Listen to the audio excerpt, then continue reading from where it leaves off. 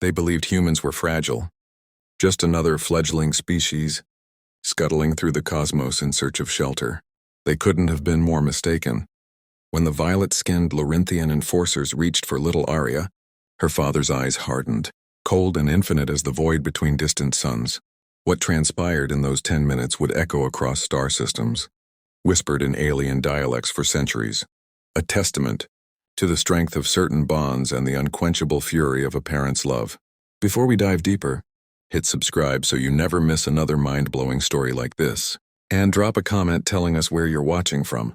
We read every single one and love connecting with all of you. The copper-hued sky of Caltheris stretched without end over the refugee quarters.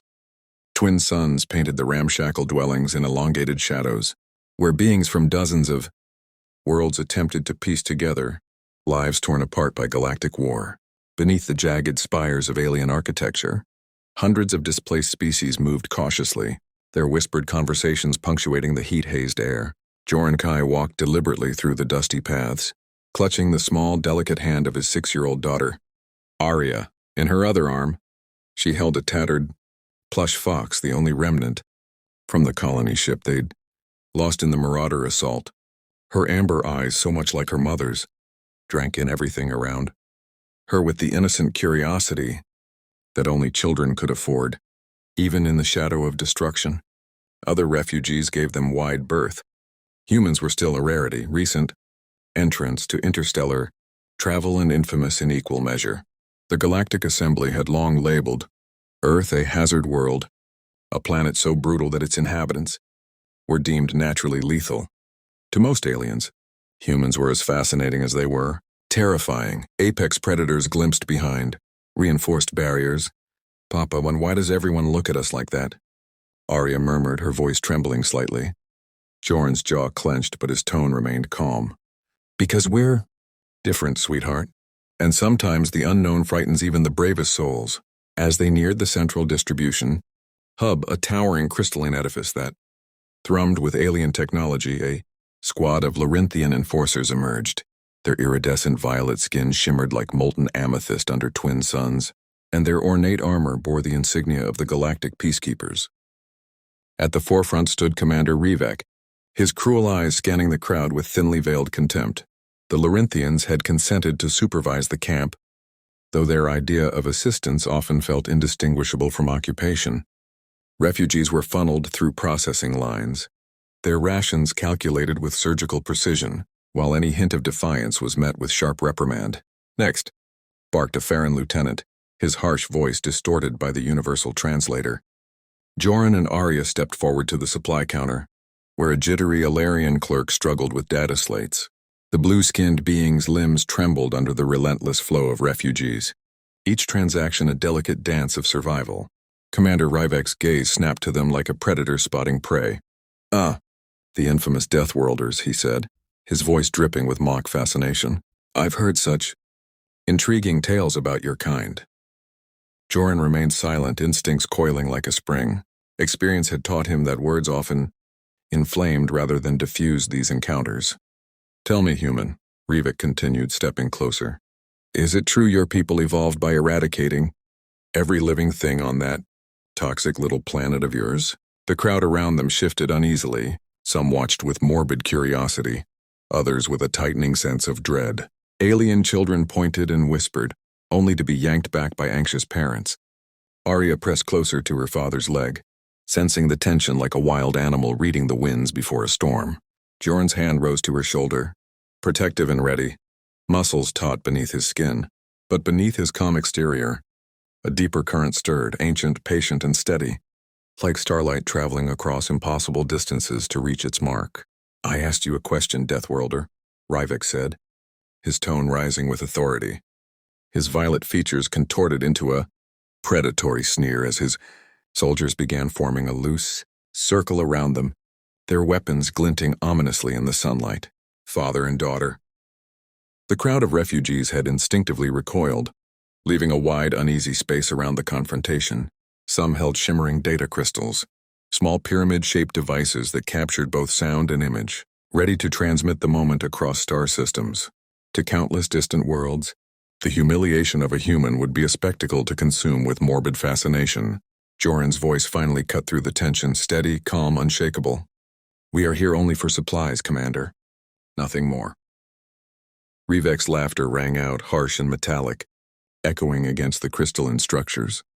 "You expect me to believe that a creature from a death world comes here, seeking only sustenance? Your kind dominated an entire planet through blood and fire, and now you want us to place trust in you?" Arya's small hand tightened around her father's, her eyes wide, reflecting the fear in his calm stance. Though she didn't grasp every word, the venom in Rivek's tone was unmistakable. Her lower lip quivered, and she pressed her face against Joran's leg for safety. "Please," Joran said softly, his voice carrying a weight that made several alien onlookers shift uneasily. "She has done nothing wrong. She's just a child, hungry and frightened." "Your child," Rivek spat, stepping closer, his violet features twisting into contempt, "will become a predator just like you, like all of your kind." He leaned forward toward Arya, his claws glinting. "Tell me, little Deathworlder, have you killed yet? Perhaps you started with small creatures?" Arya's wails tore through the tense air, pure and heart-rending. A child's anguish for cruelty she could not understand.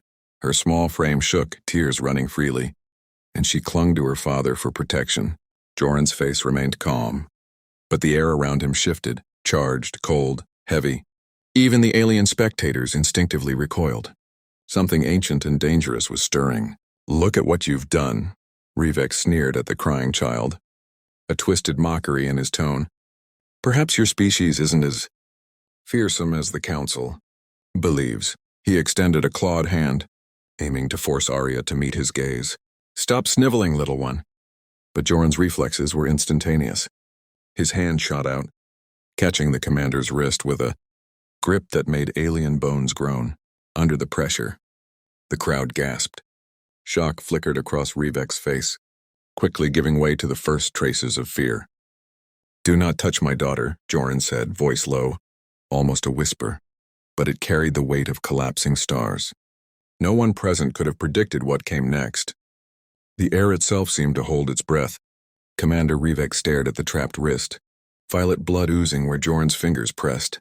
The human strength was impossible, not just in muscle but in the simmering, controlled fury that radiated outward, a silent warning to every instinct in the alien crowd. "Retreat or perish." Rivek hissed, his tone faltering. "I am a commander of the Galactic Peacekeepers. To attack me is to declare war on the Council itself." Joran's gaze never wavered. Slowly, deliberately, he loosened his hold. Rivek stumbled backward, clutching his injured arm. The ornate armor that once seemed imposing now looked fragile, almost laughable. "Papa," Arya whispered, glancing up at him, her tear-streaked face a mixture of awe and fear. Even she felt the ancient, primal energy emanating from her father, and instinctively stepped back. Through the tense crowd, a frail Centaurian elder pushed forward, hooves scraping against dust and stone. Her name was Lissa, and she had been a quiet source of kindness to Joran and Arya since their arrival. Her wide, gentle eyes now glimmered with concern as they darted between the human and the Larinthian soldiers, whose tension was rising. "Please," Lysa said, her voice trembling in translation. "There is no need for violence. The child has done nothing. Surely we can settle this without harm." "Innocent?" Rivek snarled, his composure shattered entirely. "Nothing from that cursed world is innocent. Do you know what the Council's archives call Earth? The killing fields, a planet so merciless that its inhabitants were forced to become predators, just to survive." He gestured wildly at Joran, spittle flying, fury burning in every line of his face. Spittle flew from Rivek's violet lips, a fine spray of contempt aimed at a species he barely understood. "Your ancestors hunted megafauna with sharpened sticks," he hissed, voice tight with disdain. "They endured ice ages, plagues, extinction events that would have annihilated entire civilizations. They are nightmares disguised in harmless flesh." A ripple of unease ran through the crowd. Many had heard the whispered legends, tales of human warriors, shrugging off wounds that would fell other species, of relentless pursuits across impossible terrain, of emotional bonds that refused to break even amidst chaos and bloodshed. A young Larinthian soldier, emboldened by Rivek's fury, stepped forward, energy pike crackling.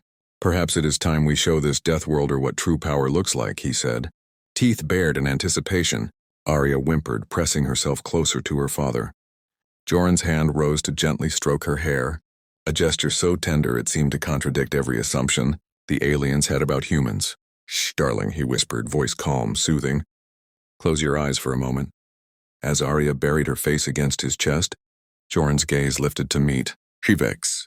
There was something ancient in those brown eyes, a memory older than empires, a remembrance of when humans had nothing but stone tools and iron will against a universe that sought their extinction.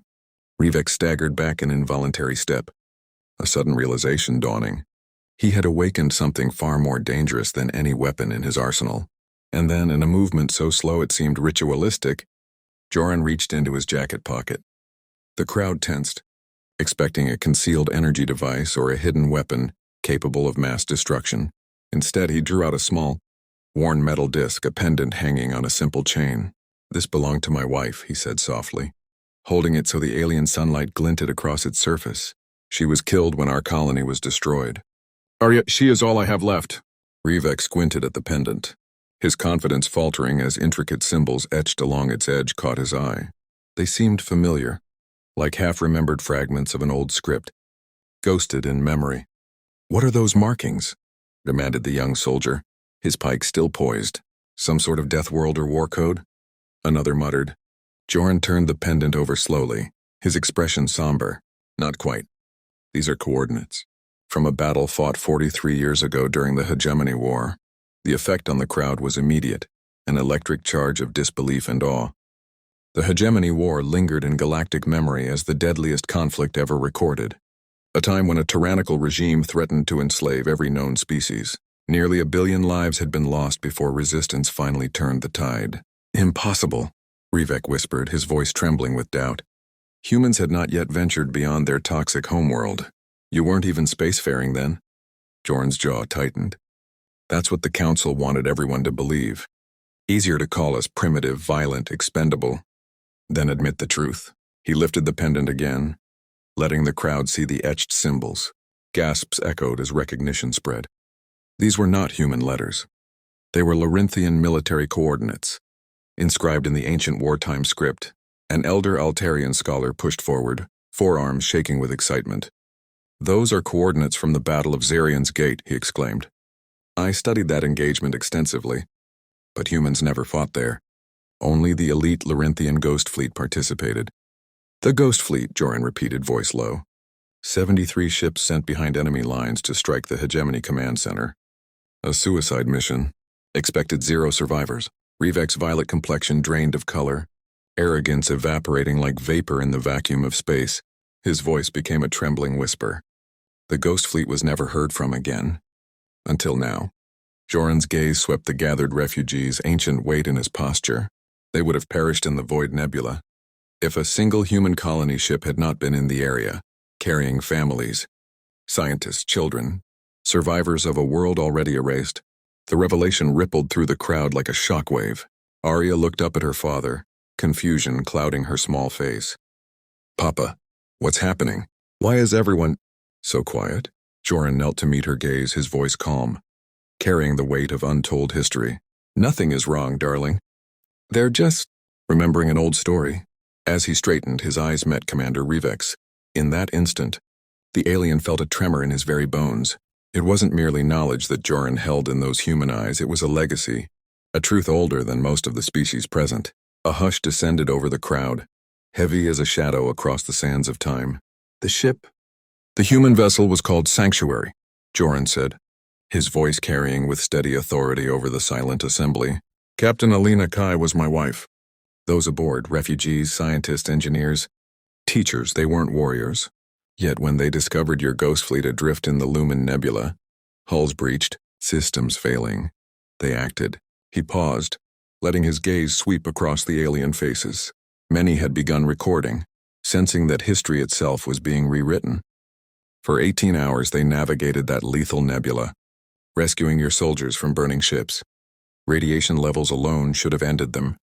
But humans have a way of surviving when the universe expects them to perish. Arya tugged gently at his sleeve. "Papa, you never told me Mama was a captain." Joran smiled softly, brushing a strand of hair from her forehead. There are many things I haven't told you yet, sweetheart. Your mother saved over 4,000 lives that day, including someone very important. Rivek's hand shook violently, his energy staff clattering to the ground as memories long buried surged forward. No, this cannot be. You're saying, humans, your wife. Sub-Commander Rivek, Joran said quietly. 19th Assault Wing, Serial Zeta 77, Alpha 9. You were 23 when my wife found you drifting in an escape pod. Plasma burns covering your body, barely alive. A collective gasp swept through the crowd. The very commander who had moments ago terrorized the refugees now sank to his knees in the alien dust, violet face streaked with what might have been tears. She carried me to the medbay herself, Rivek whispered, voice trembling. Stayed by my side 3 days while human doctors worked to save me. I remember, her voice gentle. She told stories to keep me conscious, tales of her world, of a small blue planet where her husband awaited her return. Lysa, the elderly Centaurian refugee, stepped forward, her ancient eyes wide with wonder. The Ghost Fleet survivors. They became legends after the war. They led the final assault on the hegemony strongholds, but the humans who saved them, we never knew. The records were hidden. Joran nodded solemnly. The council decided it was easier to let humans remain mysterious. Dangerous and primitive, easier for others to comprehend than the truth. That sometimes the greatest warriors are those who choose to heal, to rescue, rather than to destroy. He knelt beside the trembling commander, voice gentle despite the tension and fury that had passed moments before. My wife died believing that those she saved would remember what true strength looked like, not in power, but in the courage to protect those who cannot protect themselves. Rivek lifted his tear-filled eyes to Joran, then to Arya, who watched with wide, curious eyes. His voice was almost a whisper. She told me about her daughter, the little girl she was desperate to bring home. Joran crouched, voice soft. Arya, this is Commander Rivek. He knew your mother. The child, emboldened by innocence and curiosity, stepped forward. Did you, like my mama? The alien's composure shattered completely. She saved me, little one. She gave me a second chance. To live, to grow, to become better than I was. But the final blow, the one that reshaped the crowd's understanding of history, was not from words alone. It came from a name long whispered in grief and remembrance. Alina Kai.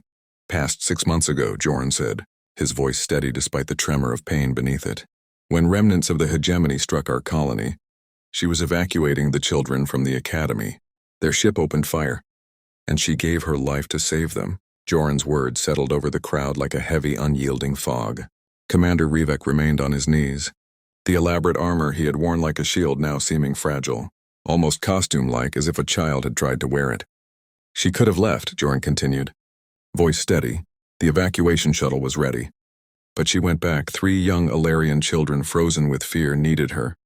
She carried them to safety, and the building collapsed just as she brought them out. Arya's small hand slipped into her father's, and for the first time since the confrontation began, she spoke without hesitation. Mama always said being strong means helping those who are scared. The simple, unwavering truth, from the lips of a 6-year-old, humans struck the assembled aliens like a physical blow. This was the daughter of their savior, the woman who had risked everything to protect Larinthian lives, and yet moments ago, they had allowed her to be threatened by the very commander whose life she had saved. Slowly, deliberately, Joran reached into another pocket and drew forth a small crystal, pulsing with a soft lavender light, a Zirian honor stone. Rivek's eyes widened in recognition. She asked me to return this to you, Joran said quietly, holding the stone aloft. You gave it to her as a token before the Ghost Fleet departed for the final battle. She carried it always, a reminder of what she was fighting for. Rivek's trembling hands closed over the stone. Its familiar weight brought back memories of Alina Kai, her kindness, her unwavering courage, the belief she had held that peace between species was possible. I became a commander to honor her, Rivek whispered, voice cracking, to protect the innocent as she protected us. And yet, look at what I nearly did. Look at how I almost dishonored her memory. The crowd watched in stunned silence as the once proud commander pressed, his face to the ground at Arya's feet. Forgive me, daughter of Alina Kai, he choked out. I have sullied everything your mother lived and died for. Arya looked down at the alien who had moments ago terrified her. In her young mind, she processed the enormity of the moment, a clarity philosopher spent lifetimes seeking. With the natural compassion her mother had nurtured in her, she knelt and placed her tiny hand on Rivek's violet forehead. Mama would say, "Everybody gets to start over. If they really want to," she whispered. Joran's chest swelled with pride. In that simple gesture, he saw Alina's legacy living on, not in official records, not in tales of war, but in the gentle heart of their child.